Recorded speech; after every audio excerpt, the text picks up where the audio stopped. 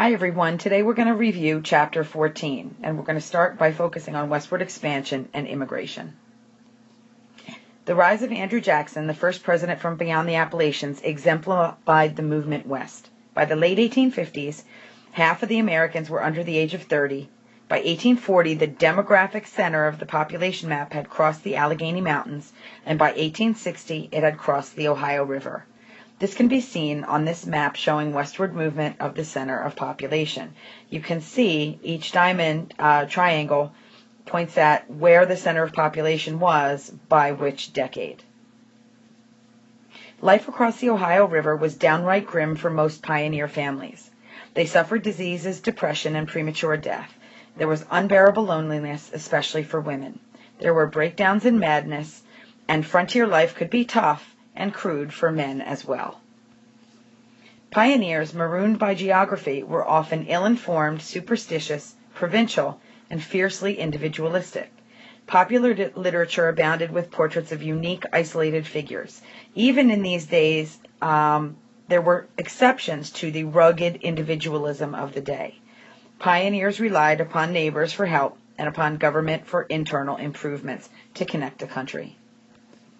Westward movement molded the physical environment.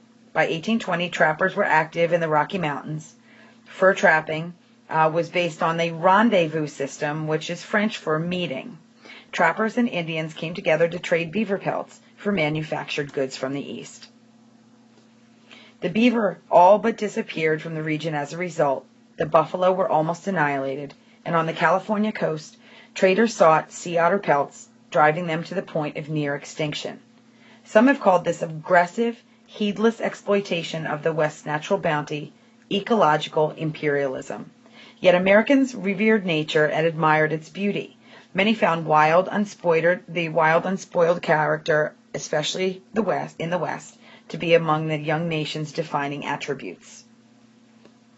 America had pristine natural beauty which was unspoiled by human hands, and this was a national mystique that inspired literature, painting, and a powerful conservation movement. George Catlin, a painter and student of Native American life, was among the first to advocate for the preservation of nature as a deliberate national policy. He proposed the creation of a national park in the 1830s, which began with Yellowstone in 1872. As the American people moved west, they multiplied at an amazing rate. By mid-century, the population was doubling every 25 years. By 1860, 13 colonies had more than doubled in numbers, and there were 33 states in the Union. The United States was fourth among the most populous nations in the Western world, exceeded by Russia, France, and Austria. This chart shows the population increase, including slaves and Indians. Note the increasing European immigration and the closing of the slave trade, which gradually changes the makeup of the population beginning in 1820. Urban growth continues explosively. By 1790, only 2 American cities could boast populations of 20,000, Philadelphia and New York. By 1860, there were 43, and 300 cities claimed over 5,000 occupants. New York was a metropolis, New Orleans was Queen of the South, and Chicago was the swaggering lord of the Midwest, destined to be the hog butcher for the world. Over-rapid urbanization brought undesirable byproducts. There were smelly slums, inadequate policing, impure water, foul sewage, ravenous rats, and improper garbage disposal. In Boston in 1823, the new sewer system was pioneered, and in New York in 1842, they abandoned wells and cisterns for piped-in water, thus eliminating the breeding place for the disease-carrying mosquitoes. There was a very high birth rate that was accounting for the biggest increase in population, but immigration was also a factor. By 1830s, immigration was at 60,000 a year. The influx tripled in the 1840s and then quadrupled in the 1850s. During the 1840s and 1850s, greater than 1.5 million Irish and nearly as many Germans came. This is a table that shows Irish and German immigration by decade from 1830 to 1900. Why did they come? because Europe seemed to be running out of room and had surplus people. The majority headed out for the land of freedom and opportunity. New transoceanic steamships allowed immigrants to move speedily and cheaply. The United States received far more diverse array of immigrants than any other countries, and they received immigrants from dozens of different nations. Ireland was devastated in the mid-1840s, as 2 million died as a result of the potato famine. Tens of thousands fled from the land of famine for the land of plenty in the Black 40s. Ireland's great export has always been population. They joined the Jews and Africans as dispersed people, which you can read about in Makers of America, the Irish, in your textbook. Many swarmed into seaboard cities like Boston and Philadelphia. New York City became the largest Irish city in the world. The Irish did not receive the red carpet treatment, however. The friendless, famine Irish were forced to fend for themselves. The Ancient Order of Hibernians, a semi-secret society which was founded in Ireland to fight rapacious landlords, served in America as a benevolent society which aided the downtrodden, which also helped spawn a group called the Molly Maguires, which were shadowy Irish miners' union that rocked Pennsylvania coal districts in the 1860s and 1870s. Irish conditions in America, they tended to remain in low-skill occupations. They gradually did improve their lot and their life, usually by acquiring modest amounts of property. The education of children was often cut short. Property ownership counted as a grand success. Politics attracted the Gaelic newcomers, and they gained control of powerful city machines, especially New York's Tammany Hall, and reaped patronage rewards as a result. The politicians tried to cultivate the Irish vote. Nearly 2 million arrived between 1830 and 1860, and politicians glimpsed the political gold in those potential voters, especially in the politically potent state of New York. Because the Irish hatred of England remained very strong, politicians won support with anti-British remarks.